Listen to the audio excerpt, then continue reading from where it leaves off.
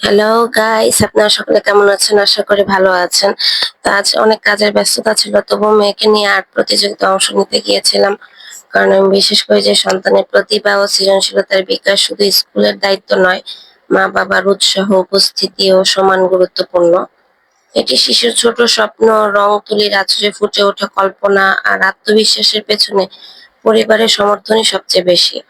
তো আমার মেয়েকে সমর্থন দেওয়ার জন্য আমি নিয়ে গিয়েছিলাম। এছাড়া দেখেন অনেক বাচ্চারা দের মা-বাবা এসেছে। সবাই খুবই মানে কনসার্ন এ ব্যাপারে যে তারা কি আঁকবে, তারা ঠিকমতো সবকিছু আঁকতে পারবে কিনা। তো উষ্ণকে এরকম প্রতিযোগিতায় ১ম বারের মতো নিয়ে আসছি। ও এত বড় গ্যালারিতে ১ম বারের মতো আঁকবে। তো এতে করে ওর আত্মবিশ্বাস অনেকটাই ফুটে উঠবে বা আত্মবিশ্বাস ফিরে পাবে।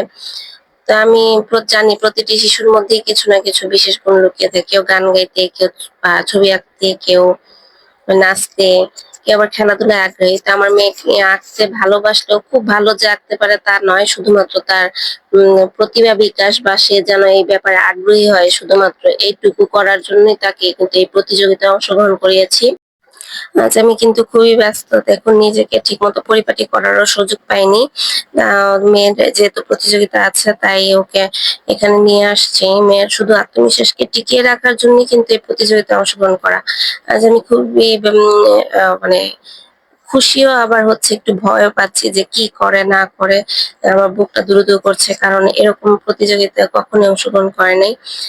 তো অনেকেই অনেক কিছু শিখতে ভালোবাসে। তো আমার মনে হয় প্রতিটি মা-বাবারই উচিত তাদের এই প্রতিভাকে কাজে লাগিয়ে তাদের শিখতে দেওয়া এবং তাদেরকে নতুন যেই পর্যায়গুলো আছে সেগুলোতে অংশগ্রহণ করিয়ে তাদেরকে মানে আত্মবিশ্বাসী করে তোলা।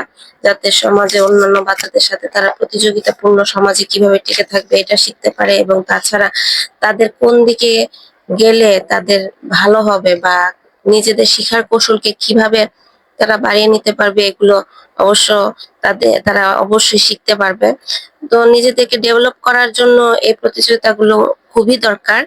তো মেয়ে এই প্রতিযোগিতায় অংশগ্রহণ করেছে, এতে আমি খুশি, আবার হচ্ছে ভয় পাচ্ছি। আমি যদিও জানি সে কিছুই করতে পারবে না, তাতে আমার কোনো অসুবিধা নেই। মেয়ে কিন্তু এই প্রতিযোগিতায় অংশগ্রহণ করে খুবই খুশি। সে জিততে পারুক আর না পারুক, তার এই খুশিটুকুই হচ্ছে আমার কাছে প্রধান সম্বল।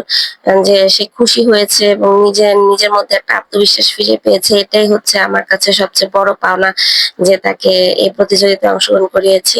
তো যাই হোক, আমার মনে হয় যে প্রতিটা মা-বাবারই তাদের সন্তানের প্রতি এই ধরনের চিন্তাভাবনা থাকা উচিত। তাদেরকে সময় দেওয়া উচিত। ছেলে-মেয়েকে সময় দিলে তা কখনোই অপচয় হয় না। আপনাদের যদি ব্লগটি ভালো লেগে থাকে লাইক, শেয়ার, সাবস্ক্রাইব করুন। টাটা।